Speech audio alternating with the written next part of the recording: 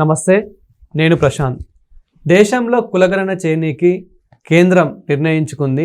అసలు దీని వెనకాల ఉన్న ఆంతర్యం ఏంటి అనే విషయాలు అయితే తెలుసుకుందాం. దీని గురించి అయితే మాట్లాడేందుకు ప్రస్తుతం మనతో పాటు సీనియర్ జర్నలిస్ట్ సిఎస్ రావు గారు ఉన్నారు. నమస్తే అండి. నమస్తే సార్, ఇప్పుడు దేశంలో కులగణన చేయడానికి కేంద్రం అయితే నిర్ణయించుకుంది. అసలు దీని వెనకాల ఉన్న ఆంతర్యం ఏంటి? ఇప్పుడు ఏ రాజకీయ పార్టీ అయినా, ఏ ప్రభుత్వం అయినా రాజకీయపరమైనటువంటి లబ్ధి లేదంటే రాజకీయపరమైనటువంటి సానుకూలత లేదు అనుకుంటే ఏ కార్యక్రమాన్ని చేపట్టదు. ఇప్పుడు కులగణన, జనగణన అనేది కేంద్ర ప్రభుత్వం చెప్తుంది. దానికి సంబంధించి క్యాబినెట్ కూడా ఓకే చేసింది. 26 కల్లా మొత్తం కంప్లీట్ చేయాలి. జనగణన, కులగణన రెండు చేయాలి. 27 నియోజకవర్గాల పునర్విభజన అయిపోవాలి అని చెప్తుంది. ఇంత స్పీడ్గా ఎందుకు చేస్తుంది, ఎందుకు చేయాల్సి వస్తుంది? జనరల్గా జనగణన చేస్తారు, అది రాజ్యాంగం చెప్పింది. జనగణన చేయటం అనేది జనగణన చేస్తారు, జనాభా లెక్కలను తేలుస్తారు. ఇప్పుడు బ్రిటిష్ కాలంలో కూడా జనాభా ప్రాతిపదికన లెక్కించారు. అప్పుడు కులగణన కూడా చేశారని చెప్తూ ఉంటారు. ఈ మధ్యకాలంలో కులగణన లేదు, ఓన్లీ ఎస్సీ ఎస్టీలు మాత్రమే లెక్కిస్తుంటారు. జనాల్ని లెక్కిస్తూ జనగణన చేస్తూ దాంతోపాటు ఎస్సీ ఎస్టీలు మాత్రం లెక్కేస్తుంటారు. ఎందుకంటే జనాభా ప్రాతిపదికన వాళ్ళకి రిజర్వేషన్ ఇవ్వాలనే ఉద్దేశంతో. అంతే తప్ప మిగతా జనగణన చేరు, కులాల ప్రాతిపదికన చేరు. కానీ కులాల ప్రాతిపదికన జనగణన చేయాలి అనేటువంటి కాన్సెప్ట్ ఇప్పుడు కేంద్ర ప్రభుత్వం తీసుకుంది. యాక్చువల్గా ఆ డిమాండ్ కాంగ్రెస్ పార్టీ చాలా కాలంగా చేస్తూ ఉంది, కులగణన చేయాలి అని చెప్పేసి. తెలంగాణలో కులగణన చేశారు. అవును, కాంగ్రెస్ పార్టీ అధికారంలో ఉంది కాబట్టి తెలంగాణ మోడల్ తీసుకొని దేశవ్యాప్తంగా అదే చేయాలనేటువంటి డిమాండ్ రాహుల్ గాంధీ చేయడం జరిగింది. సో ఇప్పుడు కేంద్ర ప్రభుత్వం ఆల్ ఆఫ్ సడన్గా సైంటిఫిక్గా కులగణన చేయాలి అనే ఉద్దేశంతో జనగణనతో పాటు కులగణన కూడా చేయాలి అనేటువంటి నిర్ణయం తీసుకుంది.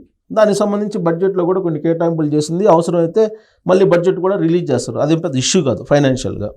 అయితే ఇప్పుడు కులగణన కూడా చేయాలని చెప్పి అసలు బీజేపీ ఎందుకు అనుకుంటుంది అనేటువంటిది ఆలోచిస్తే, బీజేపీ యొక్క ఆలోచనలు, బీజేపీ యొక్క సిద్ధాంతాలు, వీటిని పరిగణలోకి తీసుకొని మనం కనుక ఆలోచిస్తే కులగణన కూడా ఎందుకు చేపిస్తుంది బీజేపీ అని కనుక ఆలోచిస్తే కనుక, ఈ మధ్యకాలంలో చెన్నై హైకోర్టు అనుకుంటా చెప్పింది. ఏం చెప్పిందంటే, ఒక్కసారి మతం మారిన తర్వాత ఇక కులం వర్తించదు, కులం ఉండదు. మతం మారిన తర్వాత కులం వైండప్ ఉండదు అనేదాన్ని ఒక తీర్పు ఇచ్చింది. ఇప్పుడేంటి, క్రిస్టియన్స్ ఎక్కువ, అవును, మత మార్పులు ఎక్కువ జరుగుతున్నాయి భారతదేశంలో. ఈ మత మార్పులు ఎవరైతే చేసుకుంటారో వాళ్ళకి కులం వర్తించదు. వీళ్ళు ఏం చేస్తున్నారు, ఎక్కువ మంది మతం అయితే మారుతున్నారు, కులం మాత్రం దాన్నే పెట్టుకొని రిజర్వేషన్లని పొందుతున్నారు. మొత్తం భారతదేశ వ్యాప్తంగా అదే జరుగుతుంది. కులమేమో ఎస్సీ మాలో ఎస్సీ మాదిగో లేకపోతే ఇంకోటో చూపిస్తున్నారు. అవును, లేదా లంబాడా ఎస్టీ ఏదో చూపిస్తున్నారు. మతానికి వచ్చేటప్పటికి క్రిస్టియన్ అంటున్నారు. ఇది ఎక్కడ కాంట్రడిక్షను? ఈ కాంట్రడిక్షన్ ఉండకూడదు కదా. కోర్టు కూడా చెప్తుంది కదా, వన్స్ మతం మారితే కులం వర్తింపజేయరు అని. అంటే రాబోయే రోజుల్లో నువ్వు కులగణన చేస్తే ఎవరు ఏ కులం అనేది తెలిసిపోతుంది కదా. దానికి ఆధార్ లింక్ అప్ ఉంటుంది, అన్నీ ఉంటాయి. కులం అనేది నిర్ధారణ అవుతుంది. వన్స్ కులం నిర్ధారణ అయిన తర్వాత మతం, నాది ఫలానా మతం అని చెప్తే ఈ కులం అనే దానికి రైట్ ఆఫ్ చేస్తారు. మొత్తం కులం అనే దాన్ని కొట్టేస్తారు. కొట్టేస్తే రిజర్వేషన్ ఉండదు కదా. అసలు మతం మారిస్తే రిజర్వేషన్ వర్తింపజేయరు అనేది కూడా చట్టం తీసుకొచ్చే ఆలోచన కూడా చేస్తారేమో, చేసే అవకాశం కూడా ఉంది. లేదంటే ఇంత పెద్ద ఎత్తున కులగణన చేయాలని చెప్పి నిర్ణయం అయితే ఊరికనే తీసుకోరుగా. సరే, ఇంత పెద్ద ఎత్తున చేస్తున్నారు కాబట్టి మనకు ఓన్లీ తెలంగాణలో చేస్తేనే అది ఫెయిల్ అయింది, ఒకళ్ళని తక్కువ చూపించారు, ఒకళ్ళని ఎక్కువ చూపించారు అని చెప్పేసి ఇలాంటి గొడవలు కూడా అవుతున్నాయి. అవును. సో మరి దేశవ్యాప్తంగా చేస్తే అది సక్సెస్ అవుతుంది అనుకుంటున్నారు. అందుకే ఇప్పుడు తెలంగాణలో మిస్టేక్ జరిగిందని బీజేపీ వాళ్ళు చెబుతున్నారు. దీన్ని సైంటిఫిక్గా చేయలేదు, తెలంగాణలో వాళ్ళు మొక్కుబడిగా చేశారు, కానీ దేశవ్యాప్తంగా సైంటిఫిక్గా చేయాలి అనేటువంటి ఒక క్రైటీరియా పెట్టుకున్నారు బీజేపీ వాళ్ళు. ఖచ్చితంగా పక్కాగా చేస్తారు. పక్కాగా చేయడానికి యంత్రాంగం ఉంది, పక్కాగా కూడా చేస్తారు. ఎందుకంటే ఆధార్ కార్డులు ఉన్నాయి. ఆధార్ కార్డులో నీ కులం ఉంటుంది, మతం ఉంటుంది.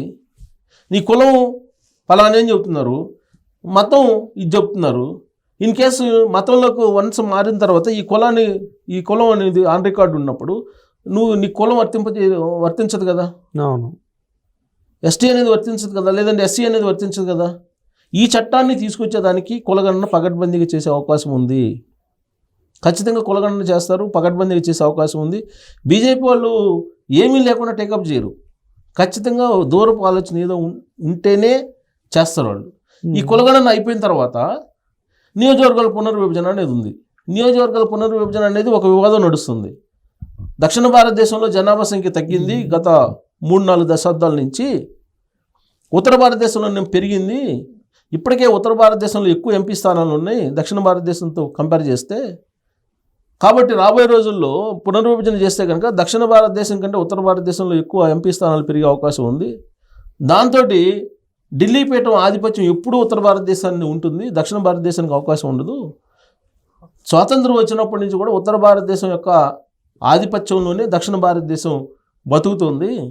అక్కడ ఉత్తర భారతదేశం యొక్క రాజకీయ పెత్తనం, రాజ్యాధికారం వాళ్ళకే ఉంటుంది, ఉత్తర భారతదేశానికి దక్షిణ భారతదేశానికి రావట్లేదు. ఇప్పుడు మరి పునర్విభజన చేస్తే కనుక ఇంకా తగ్గిపోతుంది కదా ప్రాధాన్యత, అప్పుడు నష్టపోతుంది పర్మనెంట్గా దక్షిణ భారతదేశం అనేటువంటి ఒక అభిప్రాయం ఉంది. దానికి కారణం ఏంటంటే కుటుంబ నియంత్రణ అనేదాన్ని పాటించమని చెప్పి కేంద్ర ప్రభుత్వం దేశవ్యాప్తంగా ఒక మ్యాండేటరీని ప్రకటించింది. ఆ క్రమంలో దక్షిణ భారతదేశానికి సంబంధించిన అన్ని రాష్ట్రాలు కుటుంబ నియంత్రణని పకడ్బందీగా పాటించాయి. దాంతో జనాభా సంఖ్య తగ్గింది. ఉత్తర భారతదేశంలో కుటుంబ నియంత్రణ మ్యాండేటరీ ఏదైతే కేంద్ర ప్రభుత్వం జారీ చేసిందో దాన్ని వాళ్ళు కొన్ని దశాబ్దాలుగా అనుసరించట్లా. అందుకే ఇప్పుడు అక్కడేమో జనాభా పెరిగింది. జనాభా ప్రాతిపదికన నియోజకవర్గాల పునర్విభజన ఉంటుంది. అందుకే జనగణన ఇప్పుడు జనాభా ప్రాతిపదికన రేపు నియోజకవర్గాల సంఖ్య పెరిగే అవకాశం ఉంది. ఇప్పుడు 175 అసెంబ్లీ స్థానాలు ఉన్నాయి ఆంధ్రప్రదేశ్లో. రాబోయే రోజుల్లో అది 225 అయ్యే అవకాశం ఉంది. తెలంగాణలో 119 అసెంబ్లీ స్థానాలు ఉన్నాయి. రాబోయే రోజుల్లో పునర్విభజన జరిగిన తర్వాత 153 దాకా పెరిగేటువంటి అవకాశం ఉంది. సో జనాభా ప్రాతిపదికన ఈ నియోజకవర్గాల పునర్విభజన అనేది ఉంటుంది. ఆ ప్రాతిపదికను పునర్విభజన చేసినప్పుడు ఎంపీ స్థానాలు తగ్గిపోతాయి ఉత్తర భారతదేశంతో పోల్చుకుంటే దక్షిణ భారతదేశంలో అనేటువంటిది ఒకటి వివాదం నడుస్తుంది.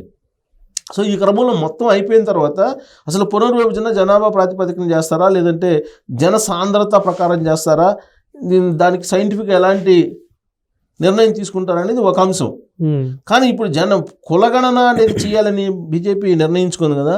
ఈ కులగణన చెయ్యాలి జనగణనతో పాటు అనే నిర్ణయం ఎందుకు తీసుకుంది అనేది కనుక కొంచెం లోతుగా ఆలోచిస్తే, బీజేపీ ఆలోచన తీరు, బీజేపీ పోతున్నటువంటి రాజకీయ పోకడలను గమనిస్తే రాబోయేటువంటి రోజుల్లో మతం మారినటువంటి వాళ్ళకి రిజర్వేషన్ తీసేసేలాగా ఉండకూడదు అనేలాగా ఒక ప్రత్యేకమైన చట్టం తీసుకొస్తారేమో ఈ కులగణన అయిపోయిన తర్వాత.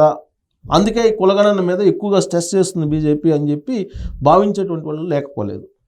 ఇప్పటికే మత మార్పిడిని వ్యతిరేకిస్తూ చట్టాలను తీసుకురావాలనుకుంటున్నారు. మత మార్పిడి చట్టవిరుద్ధం అనేది. సో అసలు మతం మారిన తర్వాత రిజర్వేషన్ అవసరం లేదు కదా, మతానికి రిజర్వేషన్ ఉండవు కదా, మత ప్రాతిపదికన రిజర్వేషన్ లేవు భారతదేశంలో. దానికి కేంద్ర ప్రభుత్వం అంగీకరించదు. కాబట్టి మీకు మతం మారినప్పుడు కులం వర్తించదు, కులంలో రిజర్వేషన్ రాదు నీకు అనేటువంటి చట్టం రావడానికే ఈ కులగణన అనేది పెద్ద ఎత్తున చేయబోతున్నారు అనేటువంటి అభిప్రాయం చాలామందిలో వినిపిస్తుంది. ఇది రాబోయే రోజుల్లో మరింత స్పష్టత వస్తుంది దీని మీద. Thank you sir. Thank you.